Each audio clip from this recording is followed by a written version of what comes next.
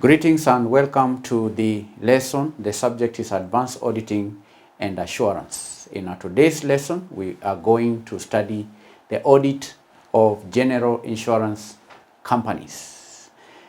The audit of general insurance companies. Under the topic Audit Evaluation and Reviews. And candidates, the audit of general insurance companies involve specific considerations due to the unique nature of their operations and regulatory requirements. In our today's lesson, we will study some of the key points to consider in audit of general insurance companies. In our block revision segment, we've enough examples, specific examples on how to carry out audit procedures when auditing the general insurance companies. But the first point to consider is regulatory compliance. Regulatory compliance. I've seen that auditing of general insurance companies can be unique because of the unique nature of operations of regulatory requirements. So the first point is on regulatory compliance. General insurance companies operate in a highly regulated environment, and the auditor must have a good understanding of insurance laws, regulations, and guidelines that are issued by regulatory authorities. And therefore, the audit should ensure that the company's operations comply with such requirements.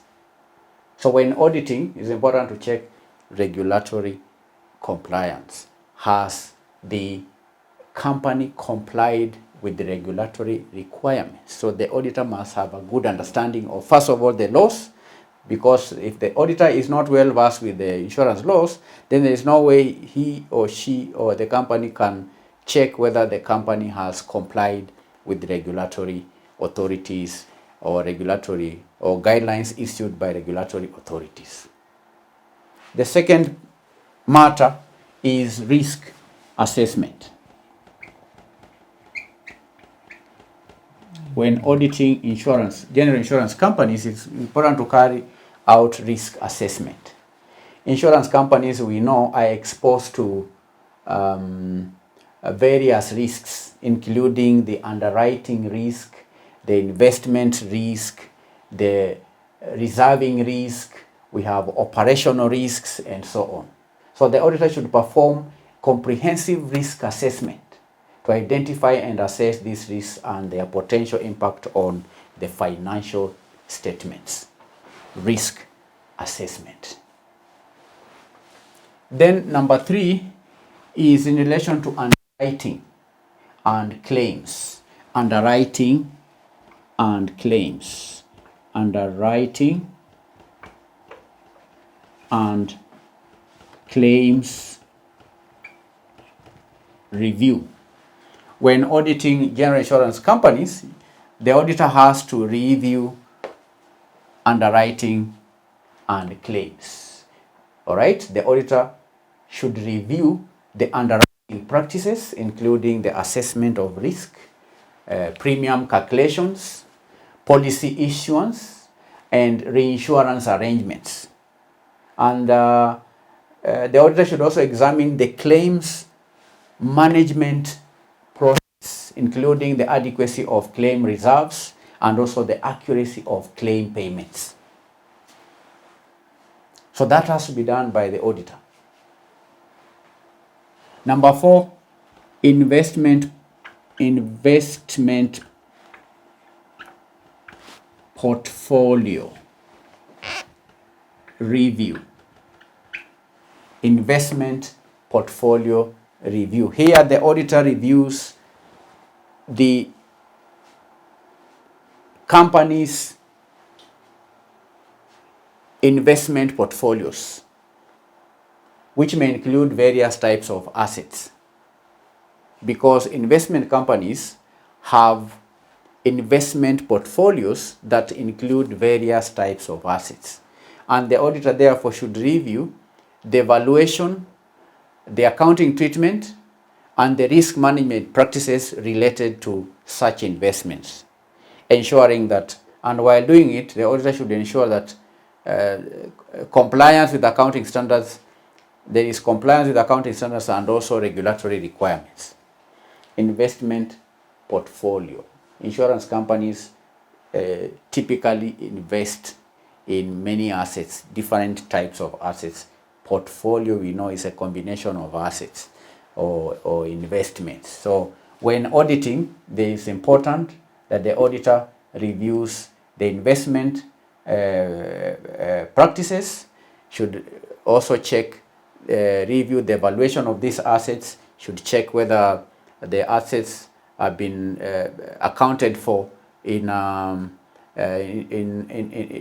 way that is required by the accounting standards and also the regulatory requirements. Investment portfolio review. Number 5, actuarial review. Actuarial review.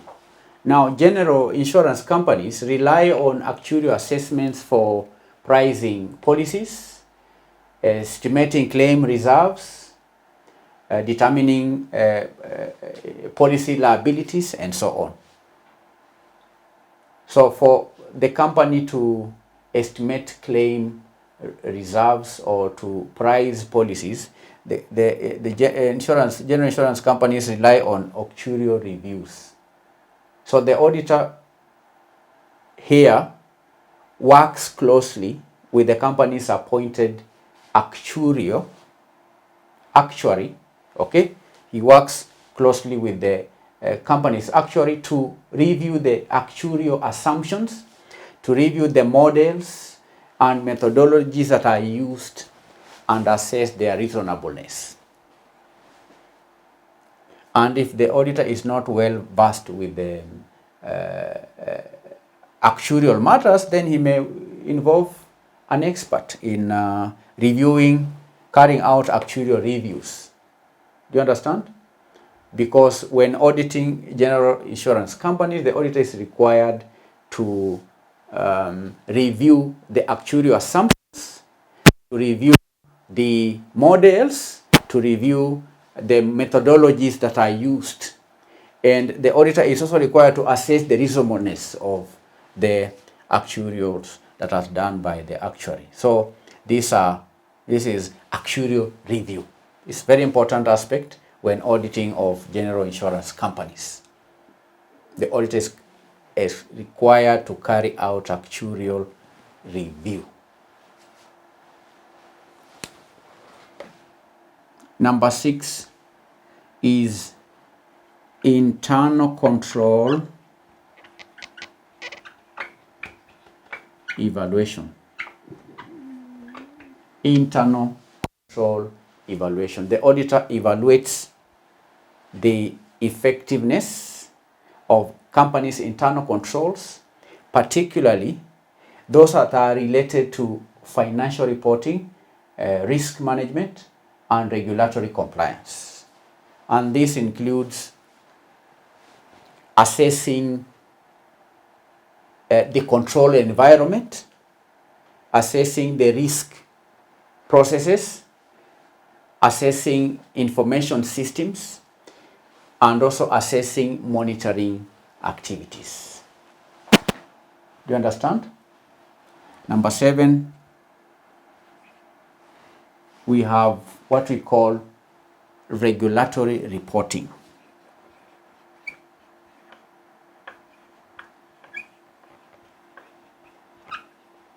This point we also discussed under the banking and non-banking financial institutions. Reporting, regulatory reporting. General insurance companies, just like the banks and the non-banking financial institutions, are required to submit periodic regulatory reports to relevant regulatory authorities. And the auditor here verifies the accuracy, the completeness of such reports, and ensures that they are prepared in accordance with the prescribed formats and guidelines. Because regulatory authorities may come up with standard formats and guidelines on how regulatory reports ought to be submitted by the general insurance companies. So when auditing general insurance companies, the auditor should check whether these reports have been prepared in accordance with the prescribed formats and guidelines. Number 8, reporting and disclosures. Reporting and disclosures. Here, the auditor provides an opinion on the financial statements of the general insurance company. Because that's the purpose of auditing, is to come up with an opinion. That opinion is provided in an audit report, highlighting any material misstatements or non-compliance with regulatory requirements. We've just talked about regulatory reporting, where the auditor is required to check the accuracy and completeness of reports and whether the reports were even prepared in the first time. Reports being prepared periodically according to the regulations. If not, then when generating an audit report, in case the company has not provided regulatory reports in a format prescribed by the regulatory authorities, then that has to be highlighted in the audit report. Do you understand? The audit report may also include additional disclosures, required by relevant accounting and auditing standards. That's reporting and disclosures. Are there any additional requirements by the International Financial Reporting Standards or International Standards on Audit in relation to general insurance companies? If they are there, then the auditor, when auditing and generating the report, has to indicate that the company has disclosed all the information as required under the law. If the company has not disclosed, then the auditor should also indicate that the company has not disclosed information that is required to be disclosed by the International Financial Reporting Standards or International Standards on Auditing. And candidates, it's important for auditors conducting audits of general insurance companies to have deep understanding of insurance industry. The auditors must also have deep understanding of regulatory framework as well as applicable accounting and auditing standards. And they should also keep up with the changes in regulatory environments, should keep up with changes in industry practices that may impact the audit approach, that may also impact the audit procedures. Additionally, actuarial expertise may be necessary to properly evaluate the actuarial aspects of the audit. Do you understand? And if the auditor lacks actuarial expertise, then the auditor may opt to rely on the work of an expert in order to effectively and accurately evaluate the actuarial aspects of the audit. So these are 8 important points to consider when auditing general insurance companies. Number one, regulatory compliance. Number two, risk assessment. Number three, underwriting and claims review. Number four, investment portfolio review. Number five, actuarial review. Number six, internal control evaluation. Number seven, regulatory reporting. Then lastly, audit report and disclosures.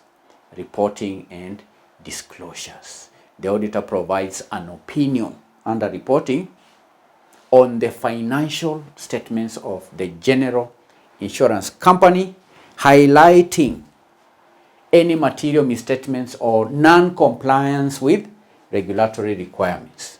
So that will mark the end of the lesson. We shall continue to provide more video lectures as far as audit of general insurance companies are concerned in our block revision, where we will be looking at comprehensive questions, case studies on how to practically audit general insurance companies. Thank you. Bye-bye.